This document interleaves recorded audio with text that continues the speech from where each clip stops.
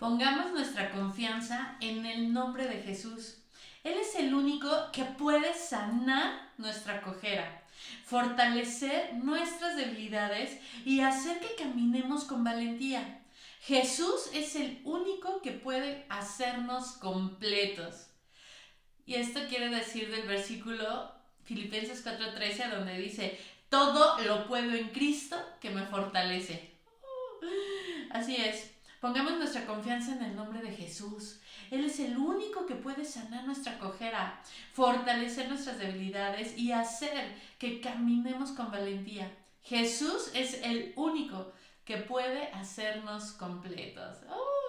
Vamos a continuar leyendo la Biblia, Segunda de Reyes 23:31 y llegaremos al 25:30. Aquí como subtítulo lleva Joacás gobierna sobre Judá. Joacás tenía 23 años cuando subió al trono y reinó en Jerusalén 3 meses. Su madre se llamaba Amutal y era hija de Jeremías de Libna. Joacás hizo lo malo a los ojos del Señor, igual que sus antepasados. El faraón Necao metió a Joacás en la cárcel de Ribla, en la tierra de Amat, para impedir que gobernara en Jerusalén. También exigió que Judá pagara un tributo de 3,400 kilos de plata y 34 kilos de oro. Vamos a leer la descripción de este versículo. Dice, el pueblo nombró a Joacás, uno de los hijos de Josías, para que fuera el siguiente rey de Judá. Pero Necao no estuvo de acuerdo y desterró a Joacás a Egipto y allí murió. Entonces Necao puso en el trono a Eliakim, otro de los hijos de Josías, y le cambió el nombre a Joacim, quien nada más fue un rey títere. En el 605 a.C., Babilonia derrotó a Egipto. Entonces Judá se convirtió en una nación vasalla de Babilonia. Seguimos con el versículo 34. Judá es desterrado de Babilonia. Joacim gobierna sobre Judá. Luego el faraón Necao puso en el trono a Eliakim, entre otro de los hijos de Joasías, para que reinara en lugar de su padre. Y le cambió el nombre a Joacim. Joacás fue llevado a Egipto como prisionero y allí murió. Para obtener la plata y el oro que el faraón Necao exigía como tributo, Joacim recaudaba un impuesto de los habitantes de Judá, para el cual les pedía que pagaran en proporción a sus riquezas. Joacim tenía 25 años cuando subió al trono y reinó en Jerusalén 11 años. Su madre se llamaba Zebuda y era hija de Pedaías en Ruma. Él hizo lo malo a los ojos del Señor, igual que sus antepasados. Vamos a leer esta descripción. Dice, Josías siguió a Dios, pero su hijo Joacim fue malvado. Joacim mató al profeta Urías. Jeremías 26:20-23, ahí lo vemos. Y fue deshonesto, avaro e injusto con el pueblo. Jeremías 22:3, eso lo vemos en Jeremías 13:19.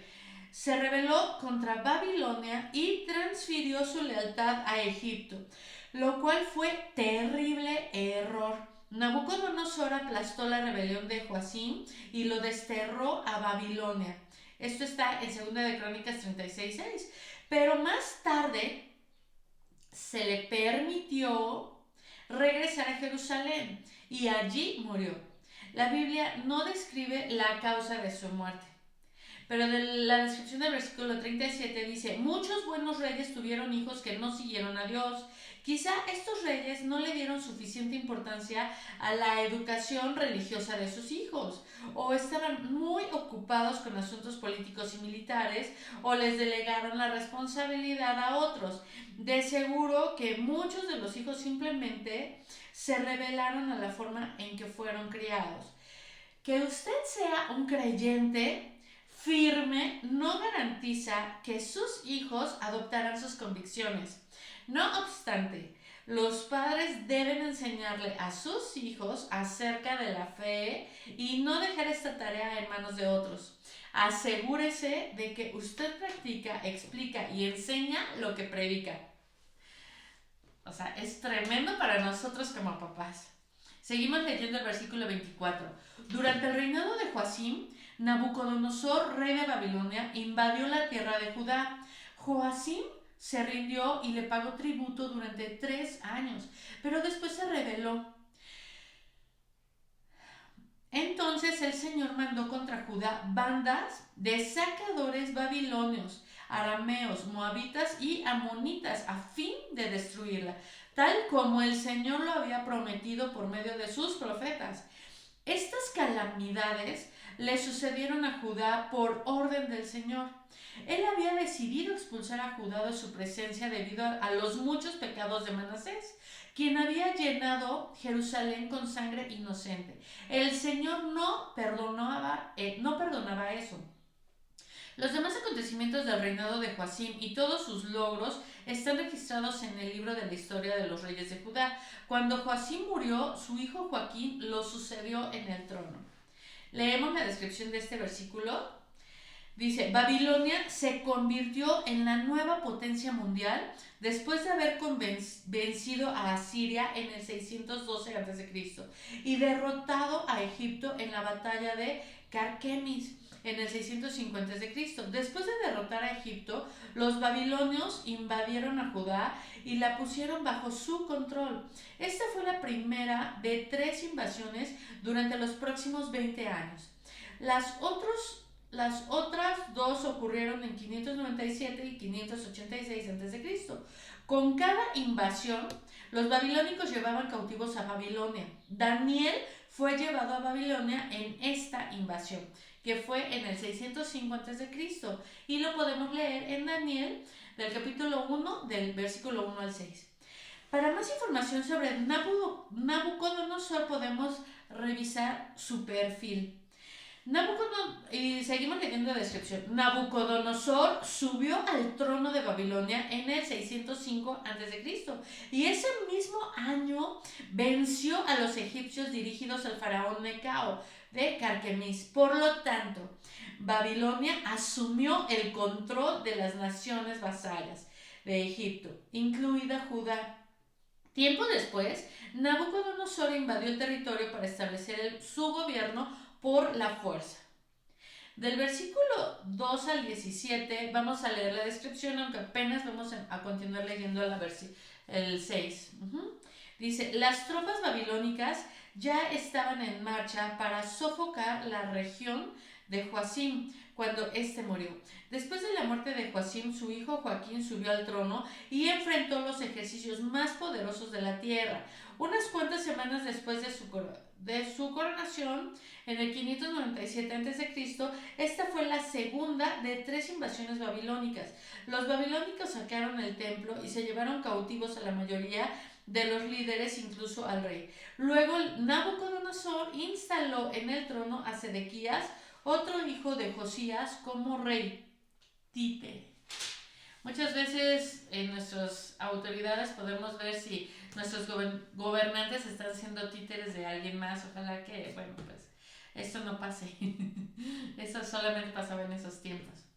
A partir del versículo 7 dice, a partir de entonces el rey de Egipto no se atrevió a salir más de su país, porque el rey de Babilonia conquistó toda la región que anteriormente pertenecía a Egipto, desde el arroyo de Egipto hasta el río Éufrates.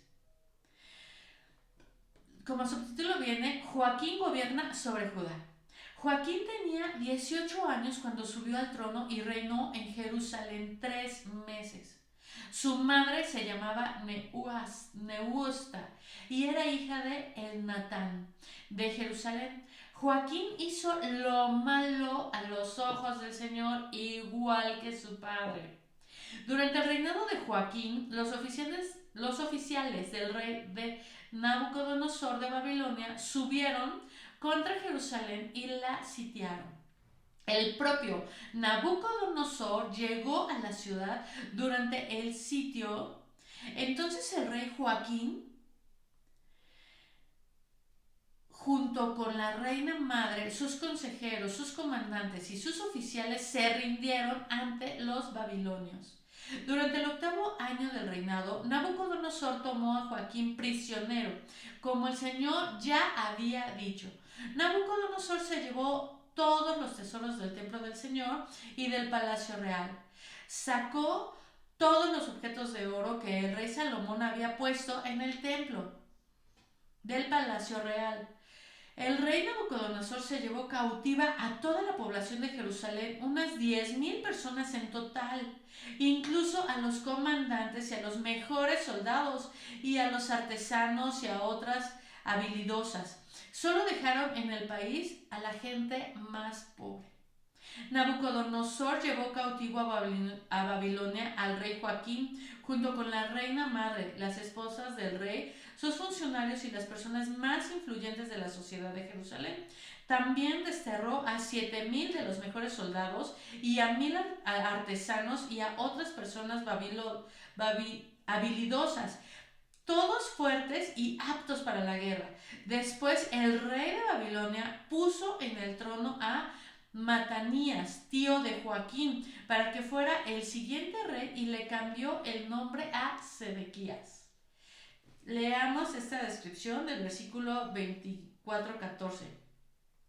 La política babilónica de tomar cautivos era diferente a la de los asirios, quienes desterraban a los habitantes de las tierras que conquistaban y repoblaban. Los territorios con extranjeros, los territorios con extranjeros, los babilonios solamente se llevaban a la gente fuerte y talentosa. A los pobres y a los débiles los dejaban a cargo del territorio. De esta manera los establecían en puestos de autoridad y ganaban su lealtad. A los líderes que desterraban los llevaban a las ciudades babilónicas y allí les permitían vivir juntos, buscar trabajo y ascender a puestos importantes en la sociedad. Esta política permitió que los judíos se mantuvieran unidos y fieles a Dios durante su cautiverio e hizo posible su regreso en los días de Esdras y Zorobabel, como se describe en el libro de Esdras. Seguimos leyendo del capítulo 25.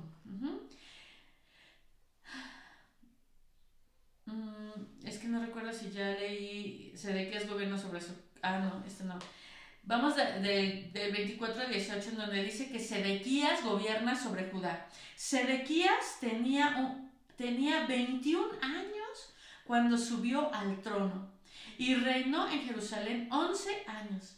Su madre se llamaba Amutal y era hija de Jeremías, de Libna. Sin embargo, Sedequías hizo lo malo a los ojos del Señor, igual que Joacim.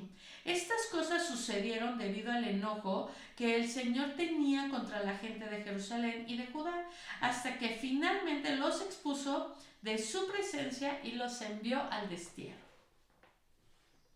Seguimos ahora sí con el capítulo 25.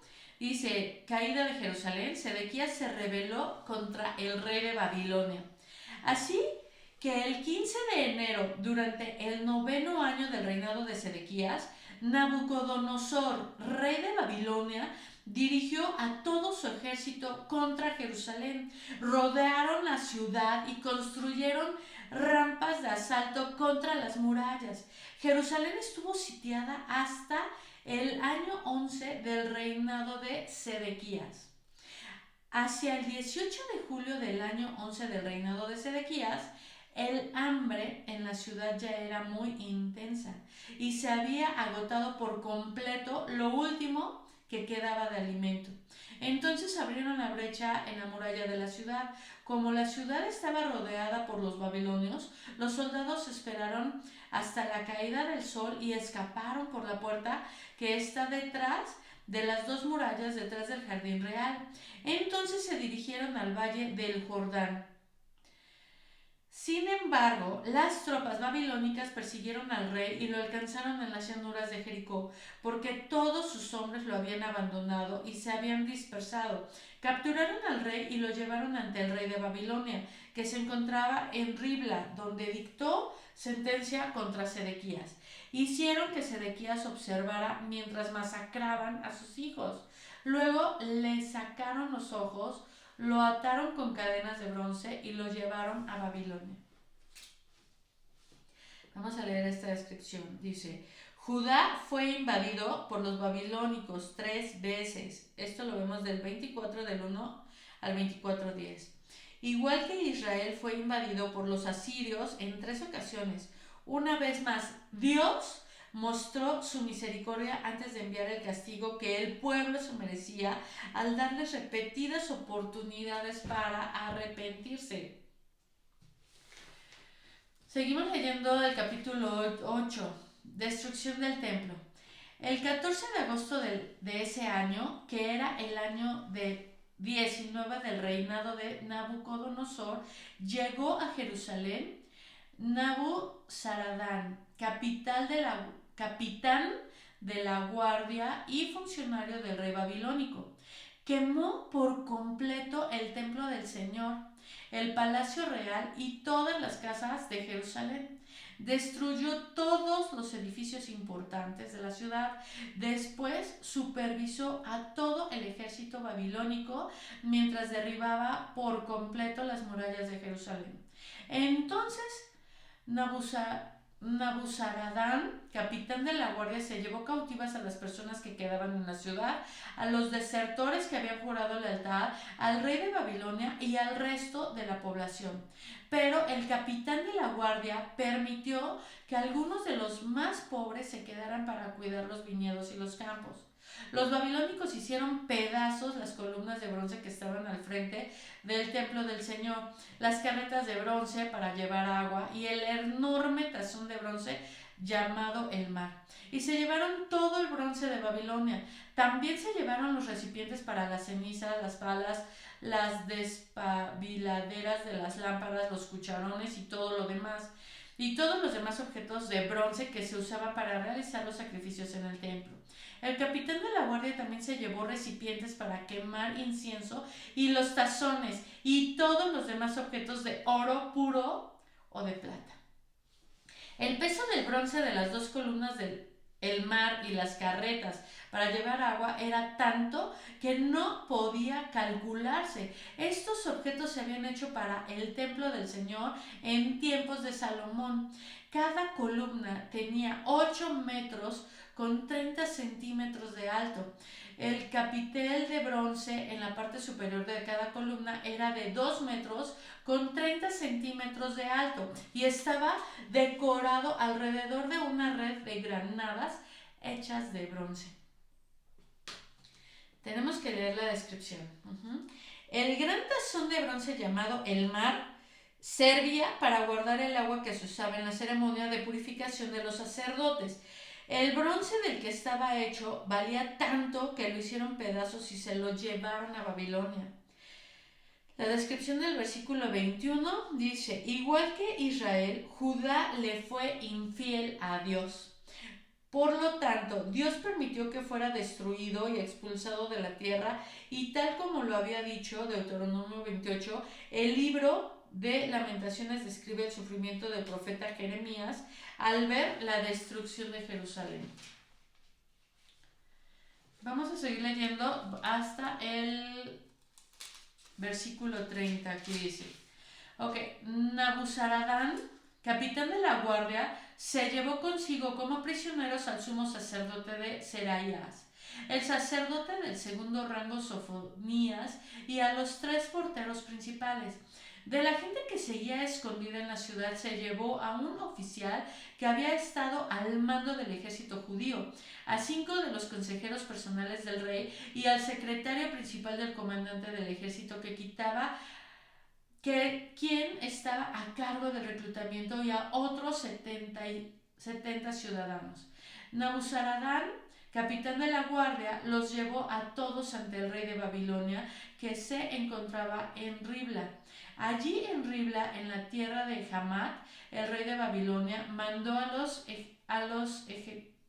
que los ejecutaran a todos, así que el pueblo de Judá fue expulsado de su tierra y llevado al desierto. Ok, leemos esta descripción, no viene descripción de esto. Seguimos. Gedalías gobierna sobre Judá. Luego el rey Nabucodonosor nombró gobernador sobre la gente que había dejado en Judá a Gedalías, hijo de Ahicam y nieto de Safán. Cuando todos los comandantes del ejército y sus hombres se enteraron de que el rey de Babilonia había nombrado gobernador a Gedalías, fueron a verlo a Mizpa. En este grupo estaba Ismael, hijo de Netanías, Joanán, hijo de Carea, Seraías, hijo de Tannumet, el Netofatita, Jesanías, hijo de Macateo, y todos sus hombres. Gedalías les juró que los funcionarios babilónicos no querían hacerles ningún daño. No les tengan miedo. Vivan en la tierra y sirvan al rey de Babilonia, y todo les irá bien, les prometió. Después, a mediados del otoño de ese año, Ismael, hijo de Netanías y nieto de Elisama, quien era miembro de la familia real, fue con 10 hombres a Mizpa y mató a Gedalías. También mató a todos los judíos y babilonios que estaban con él en Mizpa. Entonces toda la gente de Judá, desde el menos importante hasta el más importante, junto con los comandantes del ejército, huyeron despavoridos a Egipto, porque tenían miedo de lo que pudieran hacerles los babilónicos. Leemos la descripción del versículo 22, dice: en lugar del rey Sedequías, quien había sido deportado a Babilonia, Nabucodonosor nombró a Gedalías como gobernador para que administrara fielmente las políticas babilónicas. Y la descripción del versículo del 22 al 30 dice: esta historia muestra que ya no había esperanza de que Judá volviera a ser una nación independiente, ya que hasta los oficiales del ejército, ahora guerrilleros rebeldes, habían huido. El rey terrenal de Judá fue totalmente destruido, pero mediante profetas como Ezequiel y Daniel, también cautivos, Dios pudo mantener vivo su reino espiritual en el corazón de muchos de los desterrados. Seguimos leyendo, y como subtítulo el versículo 27, y de subtítulo viene: esperanza para la descendencia real de Israel. En el año 37 del exilio de Joaquín, rey de Judá, Evil-Merodach ascendió al trono de Babilonia. El nuevo rey fue bondadoso con Joaquín y lo sacó de la cárcel el 2 de abril de ese año. Le habló con amabilidad y le dio una posición superior a la de los demás reyes. Exiliado en Babilonia, le proporcionó a Joaquín ropa nueva para reemplazar la ropa de prisionero y le permitió comer en presencia del rey por el resto de su vida. Así que el rey le dio una ración diaria de comida mientras vivió. Leamos la descripción. Evil-Merodach, hijo de Nabucodonosor, subió al trono del imperio babilónico en 562 a.C., 24 años después del destierro y 37 años después de que Joaquín fuera expulsado de Jerusalén. El nuevo rey trató bondadosamente a Joaquín hasta le permitió comer en su mesa. Tiempo después, Evil-Merodach fue asesinado por su cuñado Nergal-Sarecer en una conspiración, y lo sucedió en el trono. Seguimos con la descripción del versículo 30, en donde dice: el libro de Segunda de Reyes comienza con Elías siendo llevado al cielo. O sea, el destino de quienes siguen a Dios, pero termina con el pueblo de Judá. siendo llevado a tierras extranjeras como esclavos humillados, o sea, el resultado de no seguir a Dios. El segundo libro de Reyes es una ilustración de lo que sucede cuando permitimos que algo sea más importante que Dios. Dios, cuando hacemos alianzas destructivas, cuando nuestra conciencia no hace diferencia entre el bien y el mal, y cuando ya no podemos discernir el propósito de Dios para nuestra vida, siempre existe la posibilidad de que fallemos, igual que la gente de Israel y de Judá. Pero las promesas de Dios nunca fallan. Él siempre está dispuesto a ayudarnos, a enderezar nuestro camino y a comenzar de nuevo. Eso es precisamente lo que encontramos en el libro de Esdras, cuando el pueblo reconoció su pecado. Dios fue pronto en ayudarlos a regresar a su tierra y comenzar de nuevo. Terminamos de leer el libro de Segunda de Reyes hasta el capítulo 25-30. Y bueno, nos damos cuenta que en este libro hubo muchísimos reyes en donde oímos constantemente e hizo lo malo. Y este rey hizo lo malo. Y este rey hizo lo malo. Y hasta el final hizo lo malo. Y lo que leemos aquí fue eso, que está empezando cuando Elías es llevado al cielo, en donde todos los que hemos creído en su palabra vamos a llegar. Pero por supuesto tenemos que reconocer que no somos perfectos, que Dios, sabiendo que no somos perfectos, envía a su Hijo unigénito para que todos los que creemos en Él no nos perdamos y tengamos vida eterna. Realmente es que somos... Aquí vemos como un rey y era malo y su descendencia y el rey y no les enseñó a sus hijos y a lo mejor sus hijos y nos exhorta mucho este libro para no dejar que la maldad de nuestro corazón, o sea, surja, que aprendamos literalmente a entender que pues todos tenemos algo dentro que no nos hace perfectos, pero por ese Dios mandó a su Hijo. Así es que vamos a poner nuestra esperanza en saber que Dios es el único que conoce nuestro corazón, el que puede escudriñarnos, el que puede hacer que podamos entender su palabra, el saber que no somos perfectos, que podemos cometer errores, que podamos poner atención en las cosas que Dios quiere que hagamos, como por ejemplo poner atención a nuestros hijos y no solamente en cómo proveerles, darles, no, en esa vida espiritual es la única que no se nos debe de olvidar. Y bueno, pues vamos a orar a Dios para que Él nos dé sabiduría, entendiendo todo su libro de Reyes. Dios, yo te doy gracias por tu palabra, Señor, gracias porque tú permites que pueda yo leer, Señor, para todas las personas que están viendo este video, Señor, y porque deseo con todo nuestro corazón que tú nos ayudes a entenderla. Dios, ayúdame por favor a poder saber que aún en nuestra imperfección, Señor, tú has venido y has enviado a tu Hijo y nos has perdonado. Yo te pido, Señor, que tú perdones todos nuestros pecados, los que hemos hecho mal. Y gracias, Señor, te doy por haber enviado a tu Hijo a morir por nosotros. Gracias, Cristo, porque tú estás aquí dentro de nuestro corazón. Gracias por el Espíritu que has dejado en nosotros, Señor. Gracias, Señor, porque aún siendo malos, Señor, tú has tenido misericordia con nosotros. Gracias, Dios, por todo lo que tú nos das, en el nombre de Jesús. Amén.